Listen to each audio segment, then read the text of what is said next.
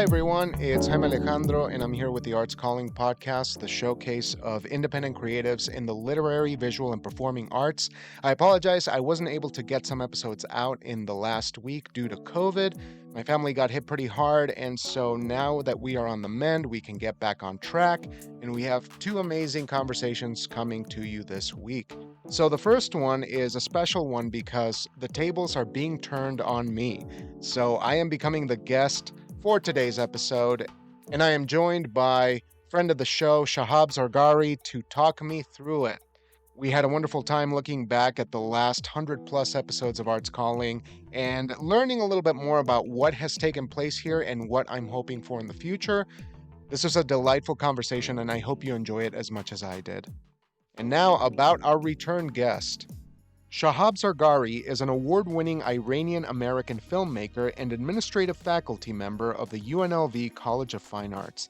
After years of creating original short-form streaming content, Shahab made his directorial debut with the Philip K. Dick adaptation, The Crystal Crypt, an official selection of the San Diego Comic-Con International Independent Film Festival. He continued to hone his craft, creating original films, music videos, and a multitude of commissioned works. Shahab's short films, My Name is Art and Oh the Guilt, garnered a dozen awards from a variety of prestigious festivals, including official selection to Amazon's inaugural All Voices Film Festival, a digital festival celebrating underrepresented communities. Currently, the docu-dance short, the UNLV Show Up Project, is making rounds in the film festival circuit. Check out the link in the episode description for more information about my guest. And let's get started.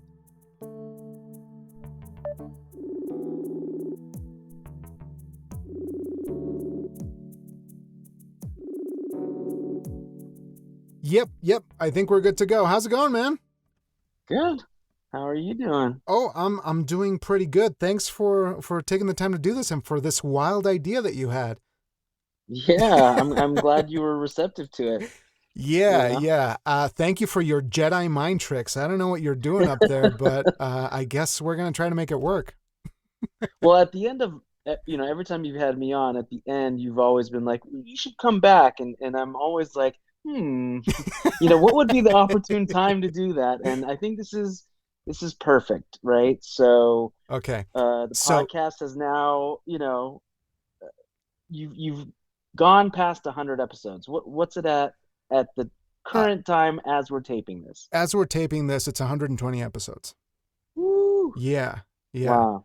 I can't really believe it. I mean, it's been such a blessing to get to just follow the instinct and then have it be what it's become. And not that it's become like some huge like business enterprise or whatever. It's still a labor of love about getting to meet new people, new interesting creatives who are very passionate about what they do. And it's so infectious. I mean, there's so many lessons that I've learned, and mostly affirmations at this point, but they're all good. They always feel good. So let's get into the first question that I have, that a lot of burning minds might know or might want to know. Why did you start it in the first place? I mean, was this a COVID thing? I mean, what was the impetus? Yeah. So I guess I should backtrack by stating that, I mean, I've been around audio and technology my entire life. My dad's a musician. He was always kind of a gearhead. He always fixed equipment and did that sort of thing. So being in this environment with a microphone in my face and hitting the record button has always been very organic to me. Now, because I spent a lot of time doing playwriting and other kinds of creative things, I did videography and stuff like that, I felt like I hadn't found the thing that worked for me.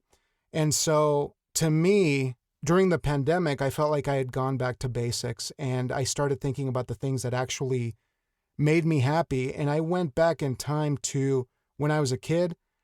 And the first things that I was doing when I got my first tape recorder is I was interviewing people. I interviewed my dad, what it was like to be a musician. I interviewed my cousins, what's it like to be a kid. Okay, so real interviews, not like make-believe, like you were actually interviewing people. Yeah, I was actually interviewing people, and I was just kind of, kind of driven to go and record things and kind of figure that out alongside with writing and things. And after several efforts of podcasting before 2020, I took a little break, and as the pandemic was taking on, I was like, this seems like the perfect time to go back to something that really kind of speaks to me and feels like I'm kind of in my comfort zone.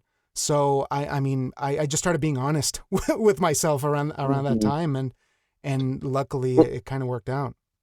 And so, how did you look for and find your first guest? Oh, friends at the beginning. I mean, being a theater person, my friend's a voiceover person, or my friend's a writer or another Mm-hmm. playwright or this or that. And it didn't take long. I mean, I think by episode 7, I started getting some inquiries because I posted on Twitter and X, I guess, Hmm. whatever the hell it is now. Right, And right, right. honestly, without Twitter, this podcast wouldn't really be a thing, just because Mm. I guess I locked into the writing community at such a time that everyone was kind of looking for something. And now, even though it's arts calling, I think a majority of the episodes have been with poets and writers who are just brilliant, phenomenal people. And because I'm playing the long game, I mean, I'll have a chance to talk to more people like yourself, more musicians and filmmakers and interesting people. I But mean, our connection was Twitter as well. I yeah, mean, yeah. Reagan was like, "Hey, I think you two should do something," you know? And it's funny, I owe Reagan so much because she was one of my first guests. I think she was episode 7. Mm. She might have been the first or Okay. second person that I didn't know who joined me on the podcast. So, I mean, Ah. she is definitely a friend of the show. Shout out to Reagan. Shout out Reagan. You helped build the foundation of this whatever this is. But I'm just very, very thrilled because I feel like it's allowed me to open my brain and Hmm. look beyond my nose and realize that there's people who are going through the same struggles that I am, which is to find time to make shit, to be involved, to try to be a better human being. And I'm like, I don't know, it feels good. It feels comfortable, which hasn't been Yeah. which hasn't been my default, I got to be honest. Um And you know what? I think sometimes creatives need that because I feel like internally we're comparing ourselves with everyone else. We're thinking that other people have all the success when in yeah. fact they're probably paying off an advance that they got from the publisher, or you know what I Yeah, mean? Like yeah. everyone is living their own personal hell kind of thing. Yeah. And it when you realize that, you're like, oh, okay, well, I'm not alone, you know? Yeah, yeah. And I think that's where the anomaly kind of begins because for me, I've always seen creativity and storytelling as an opportunity to engage with somebody else so that they could imbue their own creativity into what I'm doing. So I love collaborative work. I love devising. I love things that allow people to come in once I've set up a premise or a goal or a thing. That's why, like, I have done films. I've done 2 full lengths. That are very no budget, hyper indie, and the greatest pleasure that I always have is when I get to work with actors who have a drive to bring their own thing. Not to be combative or anything, but just to present what they want to share. And I've been in situations where maybe that hasn't been the case, and it just doesn't feel like that's how I want to operate. I feel Hmm. like we have to have room, and just because you don't have the final say on something doesn't make you less of a director or less of a competent storyteller. You're just providing the canvas for people to really bring it and And do what they anybody who's want. familiar with theater and film, I Yeah, mean, it yeah, really is yeah. so many people and so many fingerprints, And that's just what makes it better. And I think that's where it comes from. I mean, Hmm. I come from a family of performers, musicians, and stuff like that. But my training is in writing and directing for the theater, which is pure collaboration and it's like the exaltation of community. It's like, holy shit! Yeah. Not only are you collaborating with the performers and the behind the scenes stuff, but you're working with the audience and you're transcending Yes. together, and Yes. everything feels ecstatic and everything feels amazing, and it's just like, Hmm. you know, not everything's going to be like that, but that's sort of the expectation. That's the gold standard. Now, I do have a few more questions about the podcast, but before we Yeah, go yeah, there, I do want to say, you know, my background is all film, television, that kind of thing. And so even though I had, friends who were in theater, I wasn't really in that world. yeah. 20 end of 2016 was when I got my first contract with the University of Nevada, Las Ah, Vegas okay. at the College of Fine Arts. And so I'm, working with art film, theater, all the different departments. And it was in working with the theater department that I first found out something interesting that, maybe to our listeners is like, oh yeah, I already knew that. So, when you're directing a film, I mean, you're kind of involved from the beginning to the end. The one thing that kind of, and again, you were in it, so but the thing that blew my mind was that with a director of a play or a musical, opening night is when you're done. Then the stage manager takes over. I'm like, what? I would Yeah, be so nervous to give up my baby, but that's just the world that it is, like right. you're in there from the beginning, the table reads Sure. through, tech rehearsal, dress rehearsal, and then opening night, you're done. Wow, that's kind of Yeah, and cool. in some respects, I mean, that is the antithesis of film because it is so ephemeral at that point that you have to surrender. You know that you've done everything you can, Crazy. and it's sort of like the monks who work on those what is it, the dust paintings, where they do the colors and stuff, and then when they're done they Yeah, just blow it away. That's theater. That is the beauty of that's a it, good that analogy. yeah, because the work the Yeah. work dissipates and you had to be there to experience it. And I think that is the great opportunity that people have when it comes to theater now, is that everything is permanent right now and you have everything at your fingertips. But how brilliant it is to see something that is only there for a limited time that you get to experience, again. And I project a lot of like spiritual things to it, but I find that it's easy to do so when it's something that is so precious like that. But I could also be really That's full of amazing. it though. I could be very like, like trying to ham Yeah. it up and really believe that it's something greater than it is. Which sometimes you Yeah. have to. Yeah. So Yeah. yeah, so when I contacted you, I was like, hey man, we're gonna flip the script. I'm gonna interview you. I told you to kind of sort of prepare. Hopefully you can, if you need to, take a minute to think of this, but in the 100+ episodes that you've done, Hmm. writers, musicians, filmmakers, if you look back at the entire body of work, have there been patterns, either in like people's answers or just themes? Yeah. Well, I would say that the biggest lesson that I've personally learned, which I believe is useful to anyone who might be listening, is that you do your best work when you love yourself. And I know that as artists, we have a proclivity to come from a place of hurt, from not loving ourselves, and to berate ourselves or crucify ourselves for our art, which sometimes comes We're with the all Eeyore. territory.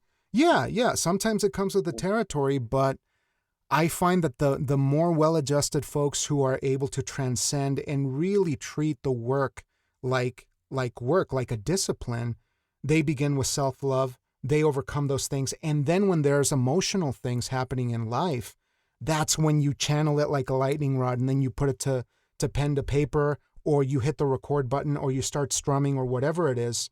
That seems to be the progression, where it begins with a personal healing and then you arrive to that kind of conclusion. And then otherwise, I think that learning what works for you, even though it may not be the popular answer, whether you're getting advice from the internet, and especially now, that would be the second thing. Understanding that sometimes you have to craft your own artistic path, and that means disregarding wisdom that you may have received from college professors or other educators, or the Or thing that your mentors. Yeah. mentors, or the thing that you hear on the internet. And that is precious. I mean, to really have the wherewithal, the trust in yourself to follow that path, that's a blessing. That's a huge thing. And lastly, I think understanding that creativity and self-expression, that calling, is something that may not bring you fame.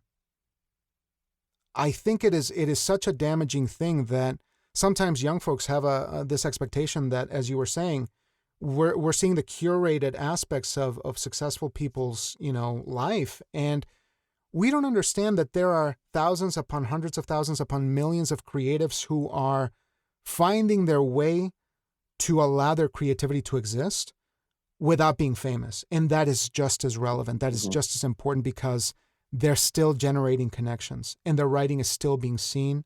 And sometimes it doesn't even have to be seen. If it's a private, tiny thing, the act of creation is a beautiful thing. And that is no less important than somebody who just had $1 billion at the box office.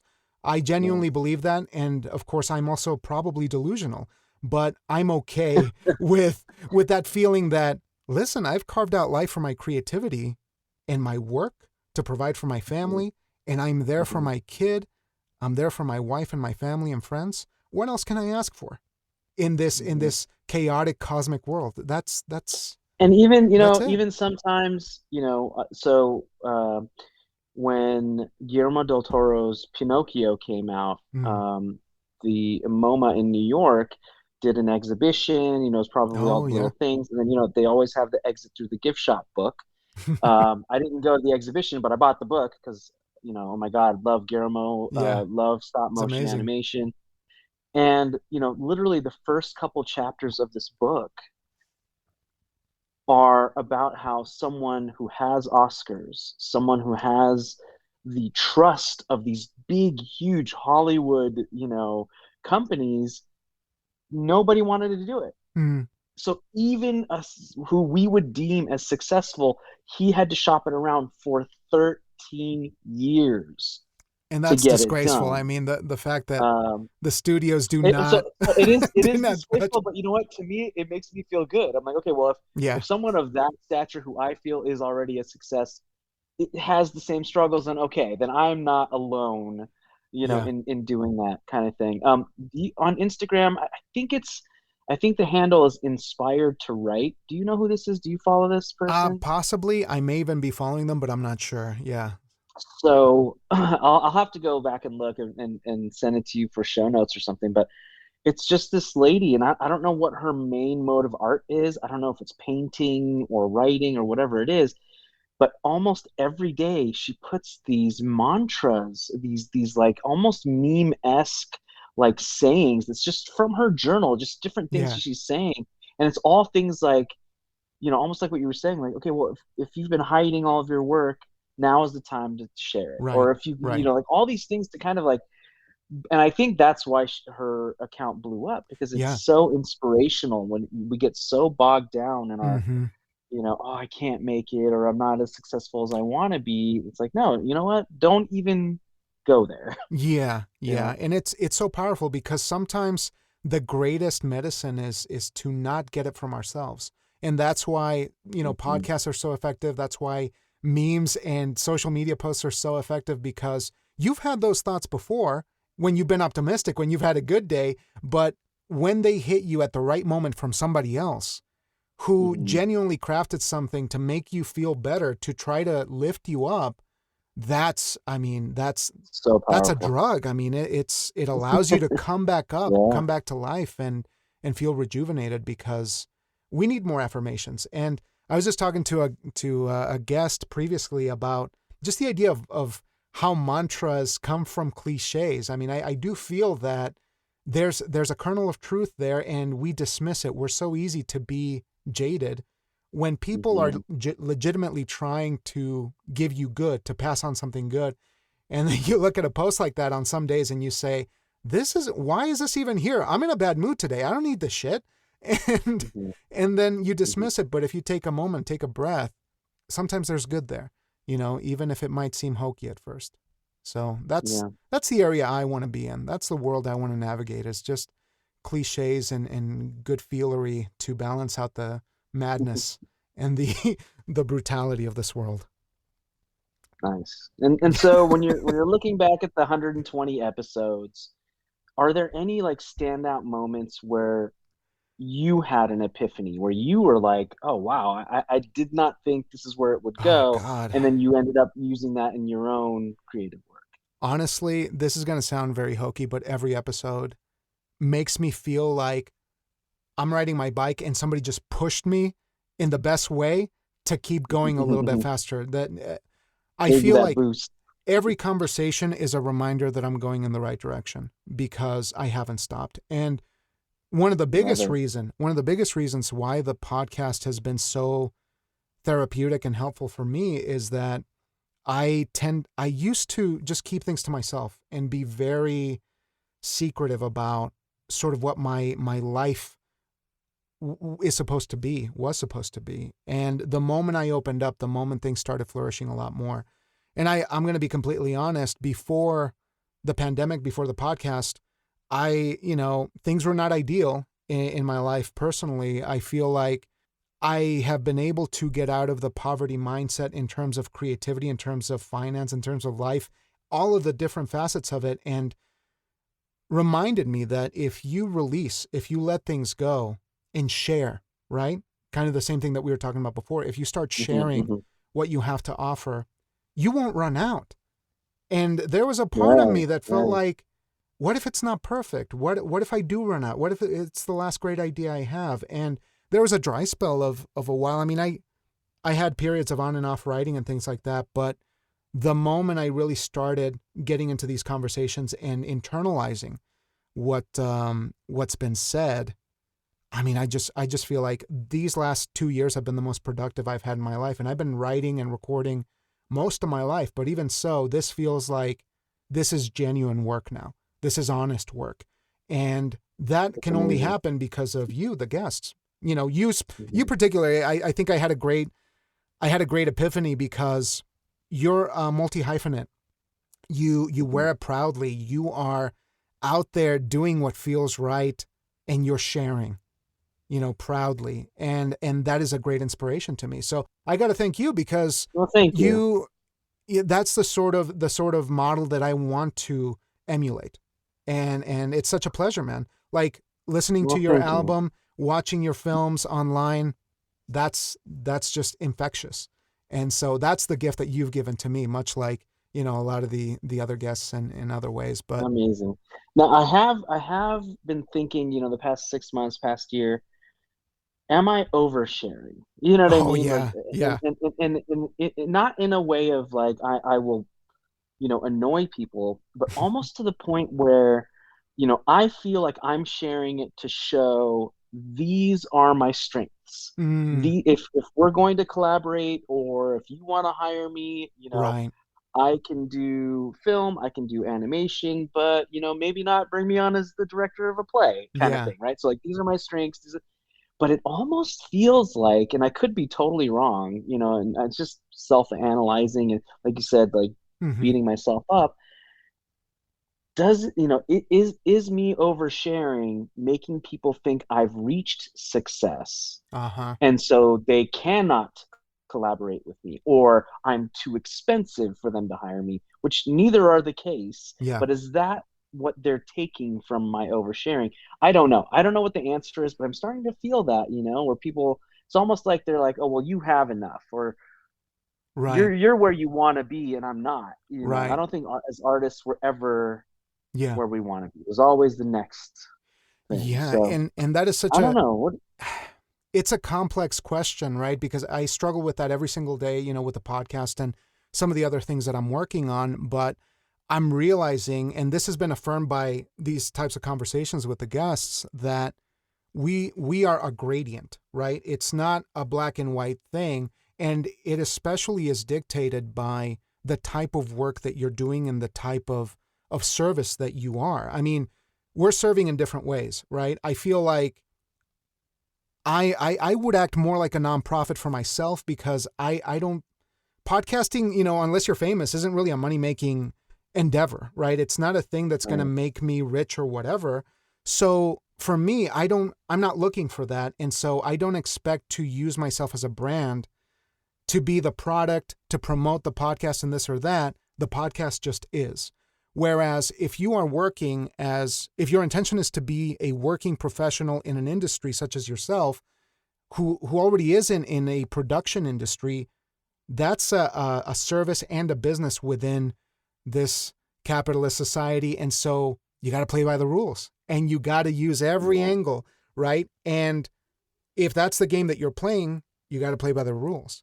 And so the further you move away from that, you got to find your own gradient, and you have a little bit more freedom, but the closer you get to that goal of being in the creative, I guess, capitalist complex or whatever you want to call it. Mm-hmm.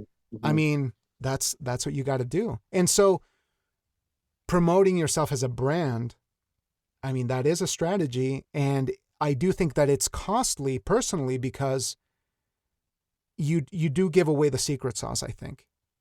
You know, Mm-hmm. like, don't you think that's Mm-hmm. kind of what happens? Like you sort of wither away because you're spread out too thin the more you I post. think so. I Yeah. think so. Yeah. And maybe that's what I'm feeling. Yeah. You know, Yeah. that's good. I'm glad I brought that up because Yeah. But it's kind of a tough thing to. it's so tough because now you're expected to be on 24/7. And so my biggest beef is like, I want to take all this energy and put it into my work so that I can share the Hmm. best possible work that I can, not have to share the documentary, the behind the scenes thing of what it is that I'm making and how I feel about it. Even though that's like the Gary Vaynerchuk primary way of Hmm. promoting because it's the easiest way to create content is to just be the narrator of your life. But sometimes it's okay to not be interesting. Sometimes it's okay to Sometimes it's okay not to like Gary Vee. right. And You know, but I there's wisdom everywhere, but I do think that, I mean, people like him know how to play that game and really mhm. maximize the work that you're creating. And so I'm probably the worst person to ask about it because I just half-ass it. I mean, I just I Yeah. feel like at the end of the Well, day, I don't have the energy to stay on social media a lot. So I have and spurts. who does, Yeah. But yeah, and that's where the schedulers come in, like Hootsuite. Oh yeah, yeah. So here's the last question I had prepared for today. Mm, You selflessly always bring on these guests and always talk about them. So, my last question here is what are you currently working on? Like, what's next? Like, not of the mm, things that are, so nebulous that it's too early to say anything, but yeah, what's yeah. next? What can we see that's outside the podcast? Yeah, so I'm glad you mentioned it. Thank you so much. That gives me an opportunity to plug in things. So I Yeah. started a project in 2022 called the Coalition for Digital Narratives. That is a small website where I began a literary magazine to showcase absurdist short form work, and I act as I guess, the editor in chief and Editor. Yeah. magazine designer, and sometimes the goal is to start doing more audio plays and collaborative audio work, which I think would be really fun.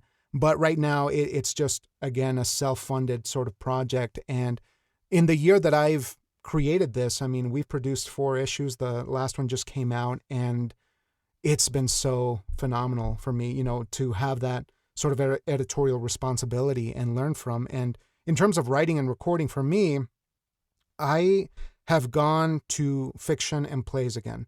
So every month I'm really cranking out things and submitting, which is something that I was not good at for the last probably 7 years. When Submitting, to like publications yeah, and for consideration, whether it's poetry, fiction, and things like that. And I got to say, working on flash fiction has been like an awakening, because when I was in high school and middle school, I was writing and reading nonstop.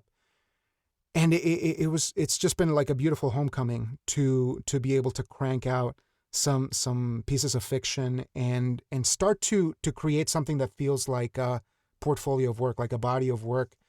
And that's what I really look forward to is to just continue this pace, because like I said, writing consistently, when you have a kid and you have a full-time job and other things is difficult. But this is a beautiful time in my life now where I feel like I got the balance figured out, and I'm going to try to prolong that as much as I can, with the added aspect of getting the work out, mhm. which has been lacking. But you were kind of sitting on it all. Yeah. Yeah, Get like, it out there. yeah. And the big thing this year, I mean, I wrote a full-length play for the Dramatists Guild End of Play Challenge, which they give you the month of April to write anything. You could write 10 pages, you could write, a one act, and I chose to write a full length play that I've been thinking about for a while. And it's about aliens, it's about family, and all kinds of weird things. So Hmm. that's what I want to keep developing and really get the work out there, because it's the shittiest thing that I've written. Like on paper, the draft is awful, but it's the best story that I've written. And so I feel Ooh. like it has a Well, lot you of can work. always polish the first draft. Oh yeah, So yeah, absolutely. And that was the yeah. thing is I hadn't written a full length in a couple of years. So that was like, it was burning in me. I'm like, am I still even a playwright? You know, what is this thing? And this year has just been a blessing. And I think that's the Well, mark of it. that imposter syndrome is no joke. Yeah. It does happen to us all. Yeah. And I think we just got to not listen to it, you know? That's right. That's right. Just got to keep moving.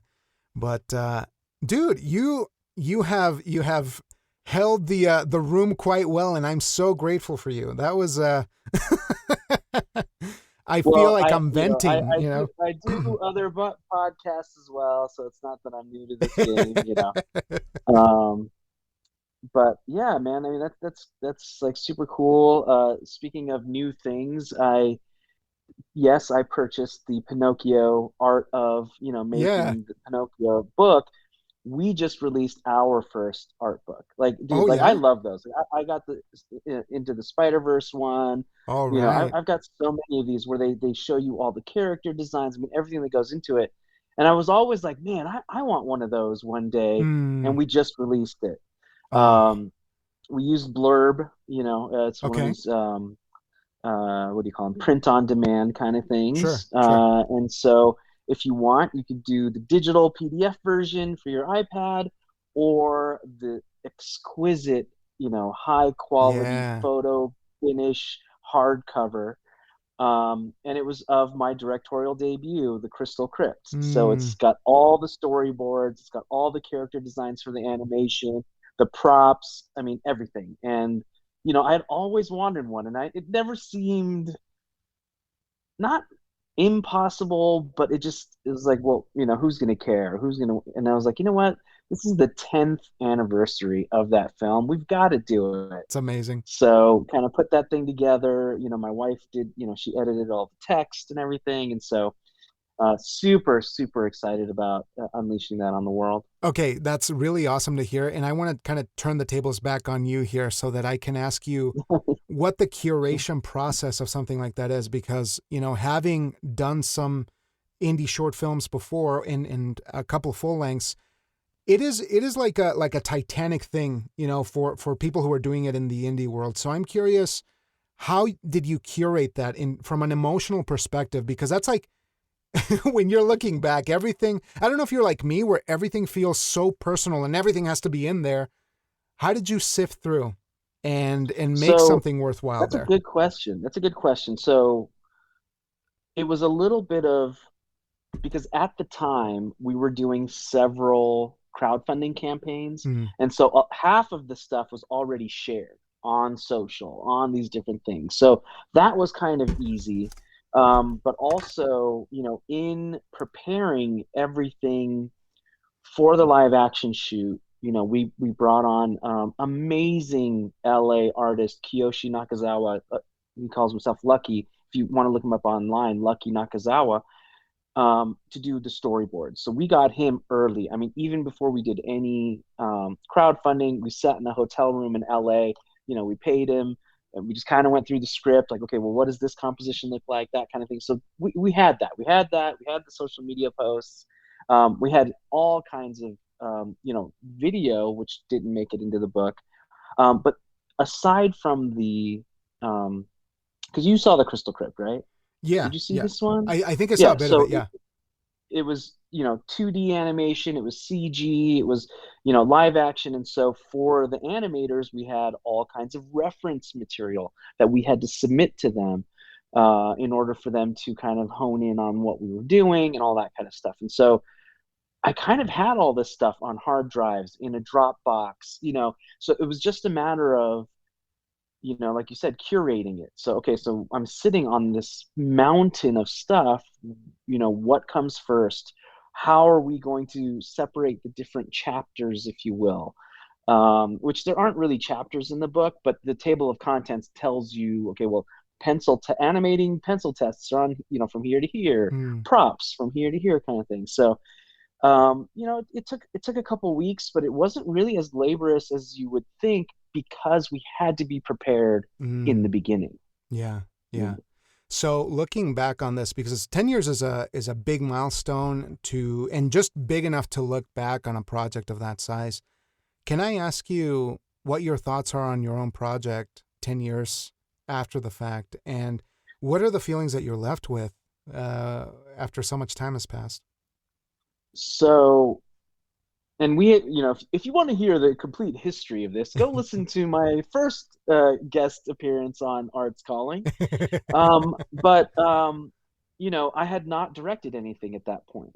I was in the editor's bay, for the longest time, shooting little YouTube things with my daughters. Like, I'd never taken on anything like that. And the project that we took on with the 2D animation and the spaceship set, I mean, it was very ambitious for a directorial debut and very expensive, might I add. So, we were, it was kind of like a learning experience and all of that. So, on the one hand, if you do go to Vimeo and rent or purchase this film, it has been updated. Yes, I did a George Lucas. There were a few things that bugged me about it. There was a few little tiny things that I was just like, oh, I really dislike that. And I was like, you know what? It's so far from the film festival circuit. I'm just going to go in there and fix the things that bug me. So there are a Mm, few things, color correction being one of them. There was just one scene where the animated character falls, and then when he gets up, he's pointing the wrong way. Fix mm, that. I And there see. was all these little things that nobody noticed, but I did, and it kind Yeah, of irked me. yeah. So that was one thing. Which this year we released the 10-year remastered version Mm, because I just had to. I had to fix all the little things. Um, but also the reason I did it was because growing up, I was born in Los Angeles, like in all of those, around all of Hollywood and all of that, and Star Wars was huge. Like it mhm. it made such an impact on me. And then when I was older and we went to the prequels, I felt betrayed. I was like, what is this? This is not, this glossy, spaceship. Like, what is going on Yeah. here? And so I was just like consistently like talking smack, like I hate the prequels, da da da. So the Crystal Crypt was my way of putting my money where my mouth was, right? Like, Mm, could you do better then? It's so easy to sit on your ass and talk shit about a movie. Could you do better? And we ended up taking the film to Comic Con. It's won several awards. So I feel like we did. I answered my own question, and yes, I could do better, and we did. And I mean, the film still holds up. The world premiere was at the because it's an adaptation of a Philip K. Dick short story that he mm. wrote for a magazine, right? And it the world premiere and the first award that we won was at the Philip K. Dick Film Festival in Brooklyn Oh, in that's awesome. 2013. So it's just been so validating. So it's just I'm glad that all the blood, sweat, and tears that we put into it has been appreciated by the people who view it. And I hope that the art book just, goes one step further and kind of showing you, all of, you watch this 25-minute film, and you're like, okay, that's great. Yeah. But look at all of the people and all of the artists and all of the different, steps that it took to get to that final product. So, Mm. uh, yeah. Oh, that's phenomenal. And I want to congratulate you on that, man, because that is a big leap to take, not only to work on the film and galvanize everyone to come together toward that collective cause. I mean, the movies are a miracle. They really are. Whether they're small budget or big budget, they are definitely a marvel to behold. So I hope that folks check it out. But I'm also curious what's on the horizon for you outside of the existential marketing questions, and kind of like how to move Yeah. forward, getting the word out. What are you worried about right now, and what are you looking Um, to get done? well, so at this point, um, I love short films, and I'm going to probably continue to do them. I feel like the best short films are almost like a really good joke, right? Mm-hmm. It's short, it's sweet, but if you nail it right and you kind of, do the magic trick where you're kind of hiding it and then you spring it on them kind of thing, like it's beautiful, right? Yeah. but also I feel at this point in my career, in my output, like now it's time to cut my teeth on the feature. Mm-hmm. I've never not done a feature because I didn't think I could. I just, the ideas that I'm sitting on, the screenplays that I'm sitting on, I can't use an El Mariachi budget. Like maybe Yeah. it's my Yeah. problem. Maybe I need to find something like a Hateful Eight, which can take place in one cabin. I don't know, but like, the things that I'm sitting on, they're kind of at like an indie level budget, which to do it right would be, 1 million, two Mm-hmm. million, that kind of thing. People look at, films like Pulp Fiction. I mean, it's really, yes, there was some, big budget actors, but it's like six locations Mm-hmm. altogether, and ensemble casts usually. So, um, uh, and yet, how much did it cost? Forget the marketing budget.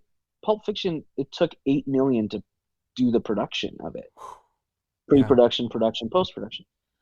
That's kind of the world I'm living in. And so right now, I'm sitting on a couple scripts. There's one which is based on a book. It's a historical fiction called Lords of St. Thomas. Jackson Ellis, who worked on my shot during COVID short, Oh the Guilt, we came up with that story together. He wrote the novel. Him and his brother kind of are working on making it into a screenplay. And it's about the last guy who, so for people who aren't quite aware of like Nevada history, there's Hoover Dam. And when they first built Hoover Dam, there was a town called St. Thomas, and the government was paying the townspeople to get the heck out of there. Oh, Like, this wow. is going to be completely underwater. We're paying you, like, go move somewhere else, go to Vegas, go to, St. George, Utah, whatever it is. This place is going to be underwater. And there was one real guy named Henry Lord, and he didn't take the money. And legend has it that when the water hit his, front stoop, he got in his little boat and paddled away. So this historical fiction, it makes believe that he was single, but it makes believe that he had a family, and you know we come to present day. The son is now older, and then he remembers that in a basement somewhere he hid something. Is it Mm. still there? And if you come to Nevada, you can actually go to the St. Thomas ghost town, and you could see the steps that led up to the schoolhouse. If you Wow. go to where the mechanic shop was, you can see where they dropped down, where they would change people's oil. I mean, it's crazy. So that stuff's still there. Mm. Um, and so right now, what I'm trying to do is I'm trying to fundraise for that. I'm kind of, I read this book of directors that came out in the 90s, and there was one anecdote about Sam Raimi, and they'd interviewed him, and he was talking about the first Evil Dead. And they were like, well, how did you do that? He's like, well, it was essentially a student film, but him and Bruce Campbell, who were friends and college buddies, they hit the pavement. They went all around Michigan looking for people, trying to fund this thing. They found one dentist, and he was like, well, I can't, cover the whole thing. I'm going to give you a check, but let's see some of my other friends. So, four dentists cut a $50,000 check each, and Evil Dead was created. So, number one, they just did Evil Dead Rises, right? So, guess who is still making royalties every time the first Evil Dead sells a Blu-ray? Those four Oh dentists, my right? So, God. I'm looking for my four dentists. I, Bless I you, don't know if they're dentists. dentists.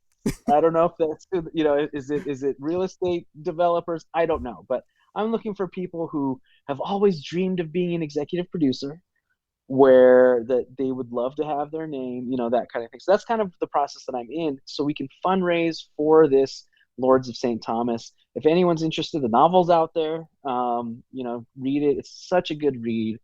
Um, anyway, yeah. So that's kind of what I'm working on right now, like trying to get this little pebble to become an avalanche, so that we have the adequate funds to recreate this town that no longer exists. Mm.